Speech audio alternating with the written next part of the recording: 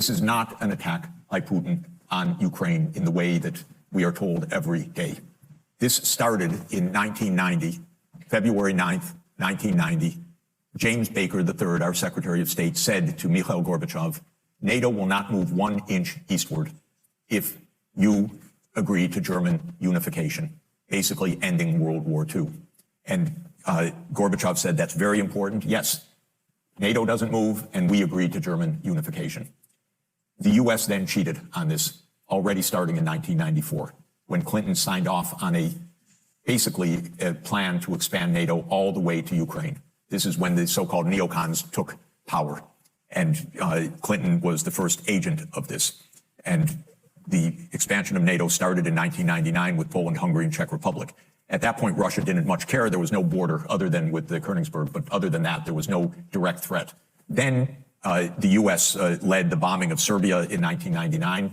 That was bad, by the way, because that was a use of NATO to bomb a European capital, Belgrade, 78 straight days to break the country apart. The Russians didn't like that very much.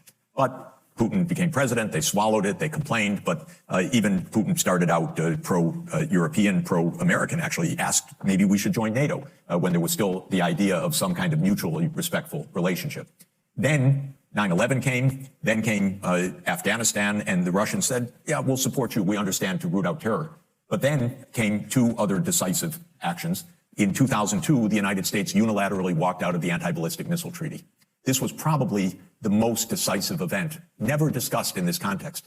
But what it did was trigger the U.S. putting in missile systems in Eastern Europe that Russia views as a dire, direct threat. In 2004-5, we engaged in a soft regime change operation in Ukraine. But in 2009, Yanukovych won the election, and he became president in 2010 on the basis of neutrality for Ukraine. That calmed things down because the U.S. was pushing NATO, but the people of Ukraine on the opinion polls didn't even want to be in NATO. They knew that the country is divided between ethnic Ukrainian, ethnic Russian. What do we want with this? We want to stay away from your problems. So in February 22nd, 2014, the United States participated actively in the overthrow of Yanukovych. A typical U.S. regime change operation, have no doubt about it. And the Russians did us a favor. They intercepted a really ugly call between Victoria Nuland, my colleague at Columbia University now, between her and the U.S. ambassador to Ukraine, Jeffrey Piot, who's a senior State Department official till today. And they talked about regime change. They said, who's going to be the next government? All of this is to say, the U.S. then said, okay, now NATO's really going to enlarge. And Putin kept saying, stop, you promised no NATO enlargement. It's been, by the way, I forgot to mention, in 2004, Estonia, Latvia, Lithuania, Bulgaria, Romania, Slovakia, Slovenia, 7 more countries in the not 1 inch eastward.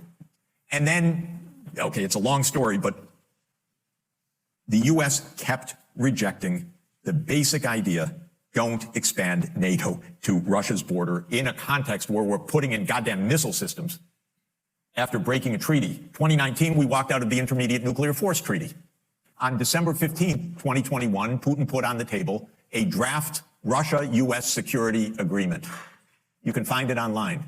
The basis of it is no NATO enlargement. I called the White House that next week after that, begging them, take the negotiations. Putin's offered something, avoid this war. Oh, Jeff, there's not going to be a war. Announce that NATO's not going to enlarge. Oh, don't worry, NATO's not going to enlarge. I said, oh, you're going to have a war over something that's not going to happen? Why don't you announce it? And he said, no, our policy is an open door. This is Jake Sullivan. Our policy is an open door policy. Open door for NATO enlargement. That is under the category of bullshit, by the way. You don't have your right to put your military bases anywhere you want and expect peace in this world. They turned down the negotiations. Then the special military operation started. And 5 days later, Zelensky says, okay, neutrality. And then the United States and Britain said, no way. You guys fight on. We got your back. We don't have your front. You're all going to die. But we got your back. As we kept pushing them into the front lines. That's 600,000 deaths now of Ukrainians since Boris Johnson flew to Kyiv to tell them to be brave.